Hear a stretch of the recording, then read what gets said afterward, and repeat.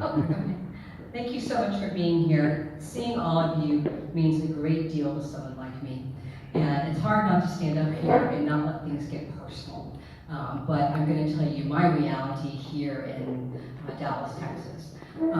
First of all, you should also know, as we talk about how to bridge the divide politically, that right now, Texas is being seen by all political sides as a training ground, as a testing ground. If things are passed here and people don't protest or get too irate about it, or they love it a lot, or whatever, it informs what happens in the rest of the country from both political parties.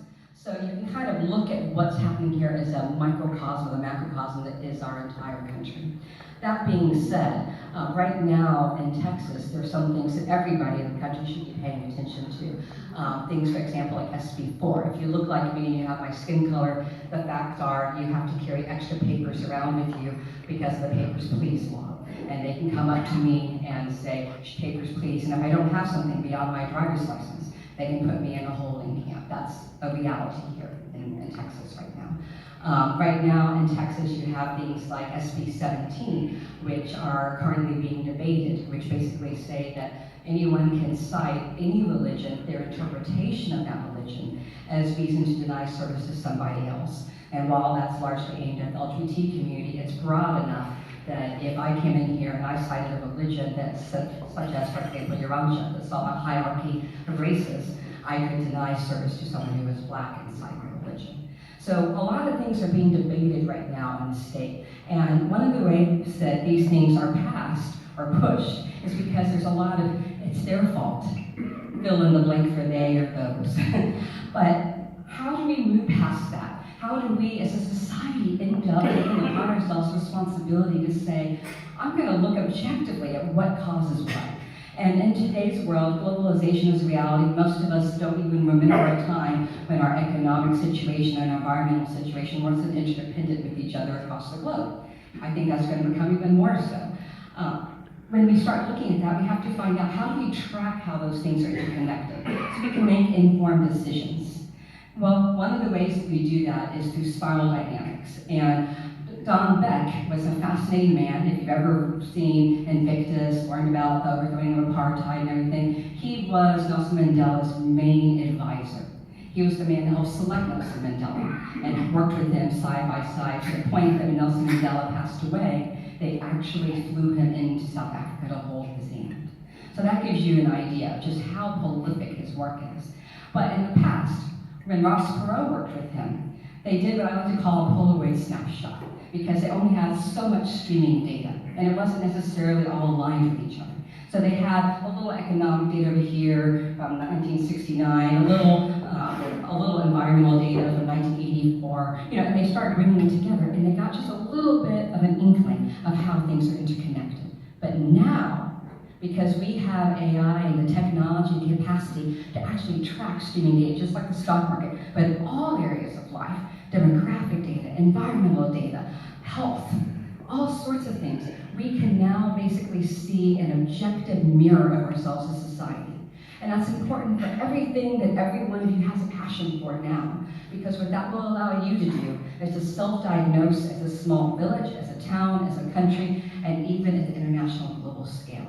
To achieve this, we've been working with Don Beck's spiral dynamic theory, we've been working with Marx Hubbard's wheel of co-creation, and very, most importantly, because it really isn't until now that our technology's caught up, Thomas Johns, who Don Beck considers his #1 protege in the world, who's published things, who's actually been bringing AI technology, teaching and training the computer to think in this process, so that all it will take in the near future will be us giving that kind of data to the computer system, so we can start looking and say, this increase of a demographic does this increase of this particular financial investment does that.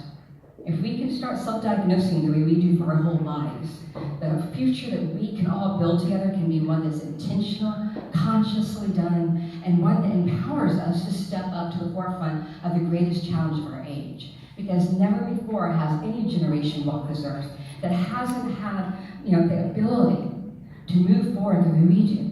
Every one of us has the capacity to track what our impact is. And we have more power now through the information in our fingertips and the way we're interdependent, interconnected, than ever before to be able to move ourselves forward. So everyone in this room, you're some of the most empowered people in the world doing this. So we're going to ask you, as you listen to what Thomas has to say, to think about how you can use that influence and technology to help bring our generation forward. Thank you.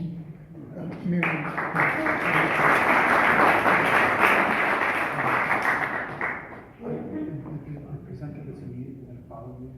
I forgot to ask. I know you guys. Arlington Hall. You probably noticed there is a podium down here, what used to be Lee Park, named after the leader of the Confederacy. He is now gone. The reason is because, as you probably saw across the nation, and it's relevant to everything we're talking about here, people were trying to remove those statues. And the reason why this one got moved is when the Office of Cultural Affairs in Dallas did their research, they discovered that it was not built to commemorate the Civil War and the veterans on the southern side. Actually, it was built during the time when segregation versus desegregation was being argued, and it even had in there that should that statue ever be taken down, it had to be returned to the local Ku Klux Klan chapter. So, who used it as a meeting place.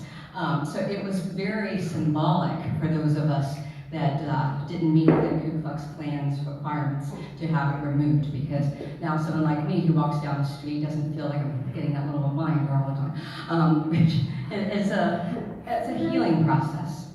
And on the other hand, there are statues around here that were built right after the Civil War, built by people that loved and cared about those people, and those have remained. So I think Dallas, in a way, exhibited a really good balance. What was built during that time to actually memorialize and heart from people who knew each other versus something that was built as a way to stand up for maintaining segregation. When we start looking at our society, we start having to ask ourselves, how do we deal with this increase in our connections? Here in Texas, we've had some very funny things. We had a situation, for example, where we had people that said we need to get rid of all the wild boars. We have a problem with wild pigs throughout Texas. And all these boars are going all over, and we had a brilliant, I'm being sarcastic, a brilliant politician who said, let's just put poison everywhere. Just put it elsewhere, all over the place. And people will, the boars will eventually eat it. And people said, well, what about cattle? What about deer? What about people when the rain makes it go through the river and you end up drinking the poison? That was really trying to explain to two different versions, systems versus silos. Right now, everything deals with systems. Whether you're looking at the environment in terms of, people say, why should I care about whales? Well, every time they go up, they bring plankton to the top, bring it down, and that basically is a form of lungs for our Earth. It provides a great deal of our oxygen. So suddenly, if you don't care about anything except yourself, you're the world's biggest sociopath, guess what? You gotta care about whales because you want to breathe. So this understanding of how we're interconnected is something that really, I'm going to have to say, those of us who are looking to find commonality, we have to educate those and say, I just want to stay in my little world over here, because it's never just about you. And maybe that's the biggest thing you'll have to learn. It's not just about you. And as I was mentioning earlier, for example, with SB 17, and I talked to friends, I'm bi, but I talked to friends who are straight, said, Marianne, I like you, you're my one. Many of us have been the one. I've been the one brown friend, I've been the one female at many a table, I've been the one. And, they say, well, you're different, you're okay. And I say to them, well, let's put that aside for a second. Let's pretend for one moment that all we have to do is care about you and people like you. Well, what happens, for example, with something like SB 17, when I'm only caring about myself and my own bigotries that I want to maintain? Then I may vote for something because I don't like that type of person you are. But then I go and I want to stay at a hotel, I want to go to a restaurant, and someone comes forward and they say, according to my interpretation of my religion, you're the kind of person I don't want to serve. You can't eat here, you can't spend the night here. Oh, and I'm not going to help you in the ER. They spent about 2 weeks fighting over whether it could apply to ER services or not. And so if you happen to be somebody who is on the other side of that, it's kind of scary going, there are people that are debating whether someone like me gets help if I was having a heart attack. When we start seeing those symptoms in our society, we start realizing there is this sickness of making the other. And we have to start recognizing that the other No matter how other they are, no matter how much I can stand, I have to care about the Ku Klux Klan member who can't stand brown-skinned bisexual females. I have to care that that person has the process and ability to protest, to speak, and has their human rights. If I don't care about that person having that, then it affects my reality, my human rights, my quality of life. But trying to educate people on how these things are interconnected is one of the reasons why we want to create this vital signs monitor. Because so many times when people look at the body, they say, oh, this thing hurts, but they don't realize it's this thing over here that's actually causing it. We start understanding that from a holistic perspective on the physical human body, but we need to start doing that with the social body that creates our villages, our towns, our cities, our states, our nations, and the world. So the Vital Signs Monitor is going to be here in Dallas. You guys will see there's some papers that are on your table. It's going to literally be a 3 or 4 story hologram. We're also going to have a virtual reality version that people are able to use in the UN. Here in Dallas, it's going to be located in what's called the Smart Corridor. That's going to be downtown, right behind City Hall.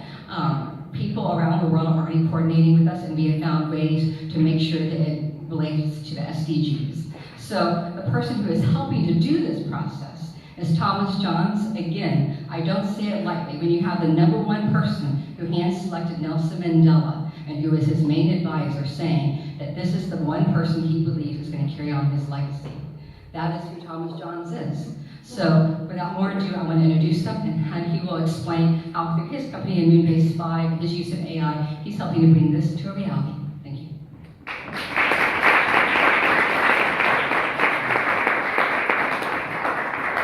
Thank you, Marianne. Thank you, everyone. So I'm going to try to keep this in time. My goals of this presentation is 1, to be more interesting than your cell phone. Number 2, to go through my story, my journey of how I got here. And then number 3, weave in analytics and how that relates to the growing polarization that we're having in this country. So a little bit about my story. I'm similar to John. My grandfather was this amazing patriarch. And what he did was desegregate most of Southeast Texas. So when he died, he said, Thomas, you have to continue that legacy. And one of the stories that Gramps has is when he finished desegregating this one college, his mom comes and flips the car, pulls him out the car, and he says, Thomas, I looked at him and I saw the fear in their eyes. And that's how I knew that I won. And so my job, my goal is to help relieve some of those fears that we have in society. So what I looked at, how can I continue this legacy? What I was trying to figure out is the differences that we have from the 60s to now. So during the 60s, we had what's called de jure problems. So these problems are on the books.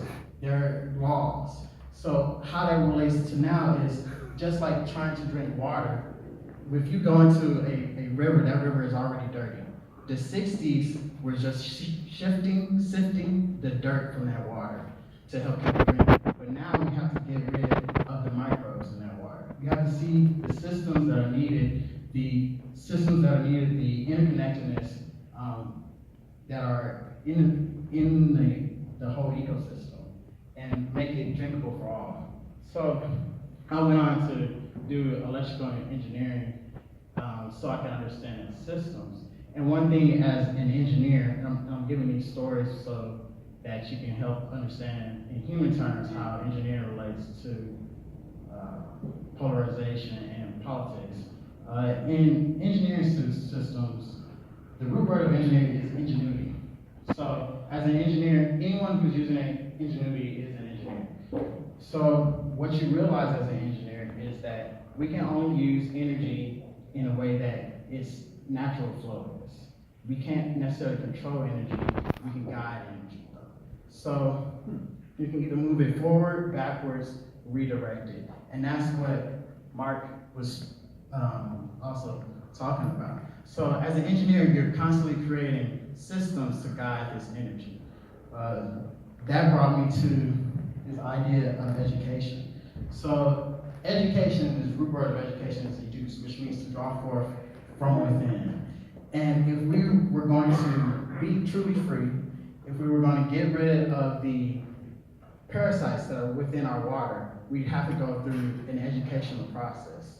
And as Martin Luther King says, although a lot of people, he would say oftentimes when speaking on love and what to do about society, he would often say, some people say this is an education problem, that we must teach men to learn and to love.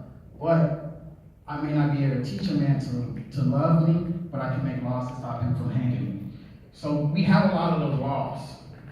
But now we need to actually go through and understand the different nuances of values. So I was going through and making these education systems, and one of these education systems that I was working on, I ended up getting invited by Peter Thiel, his group, and Y Combinator to talk about things. And when I was there, they introduced me to this one book called Reinvent Organizations, which is a great book on different way organizations evolve and correlate, which then brought me to meeting a man by the name of Don Beck. So in that process, who was actually a teacher at my school, it was this wild sort of story.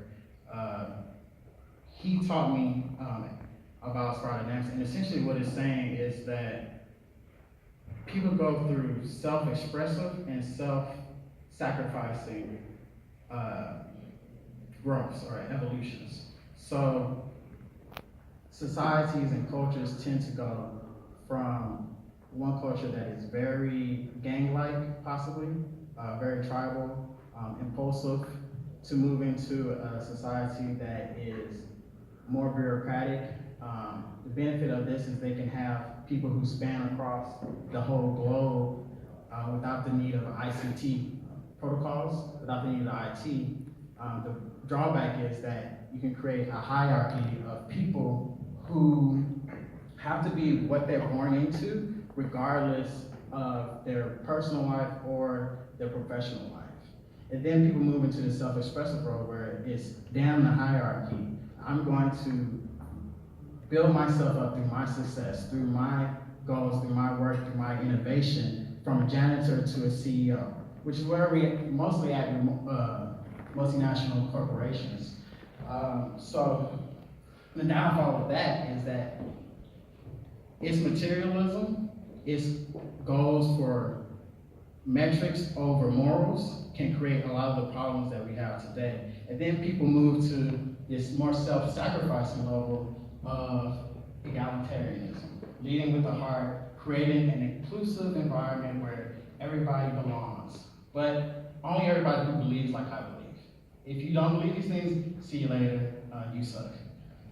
So what we try to move then from there is to an attitude to where how everyone in here is really thinking is, how do I integrate all of these different beliefs, all of these nuances that we have in our different societies? And part of that polarization, a lot of times the results of these nuances and ideas are a part of this assimilation and contrasting, polarizing forces that combine each other. They're slightly different, but the end goals are the same. So you start getting these left and right ideas and whatnot. So going back to the education platform, one of the things that I was learning, I was going into schools and giving a group of 10 or 12 kids $1,000 and say, hey, we'll work on whatever you want to work on.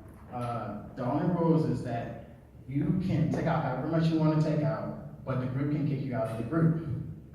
So what this actually did was create this environment where the kids are actually like these insurance agents.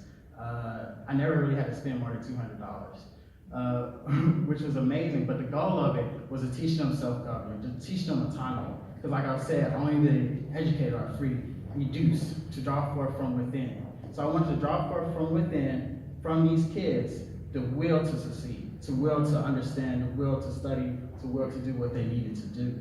And one of the beautiful things that I was learning, I was also getting an idea of how our government in America works.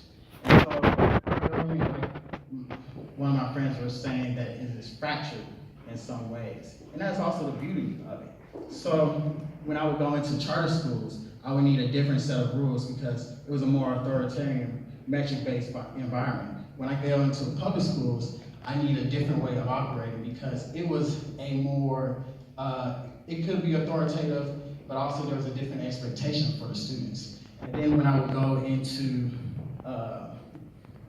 homeschools, you never knew what it could be. The kids oftentimes decide what sort of life that they wanted. So these are different mentalities on governing, different systems of who decides what.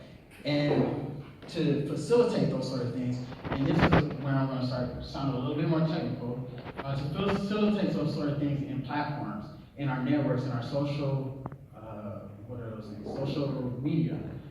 To facilitate those things, what we use today is called recommendation engines. So these recommendation engines are taking in all of this data on everybody here and recommending you to actually become more polarized. They specifically are designed to polarize you, to separate you into groups that you belong in, that believe the same things that you believe.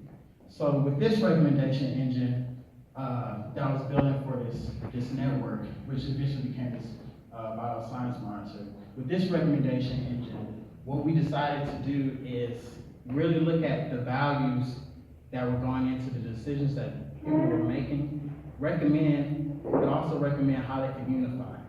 So taking into factors like socioeconomic factors, one of the big things that we talk about in capitalism and government and whatnot is how the GDP factors in. So GDP, which means gross domestic product. Gross domestic product was created by this economist named Simon Kuznets, a Russian-American immigrant. And he specifically said, hey guys, do not use this for the wellness of a country. That's exactly what we did. But the reason why is because many of the things that increase with GDP, happiness, wealth, and whatnot, also increase, these measures are positively correlated. But what we're looking at is using some GDP alternatives, similar to ideas such as the Genuine Progress Indicator. So the Genuine Progress Indicator and other GDP alternatives try to take into account socioeconomic and environmental factors. So one of those things, for instance, give an example of GDP. When you pollute a river or whatnot, that increases the GDP. When you clean up the river, that also increases the GDP.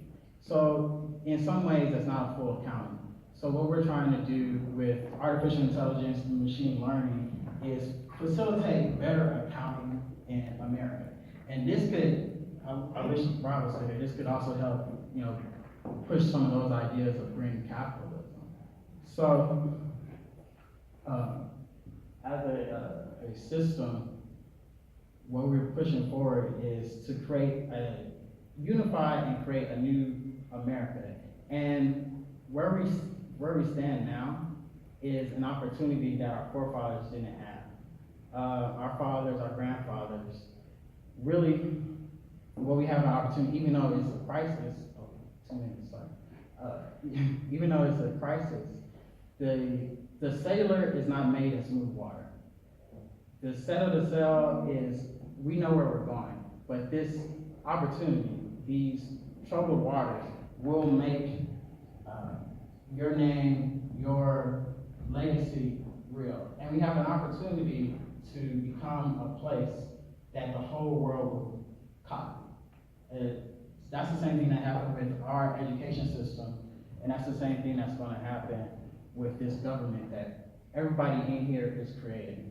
And so to help move Jonah's questions of how you can support and whatnot, some of my pain points are we would like to talk to more economists, bring more people in, and continue the conversation with everyone here. So, thank you.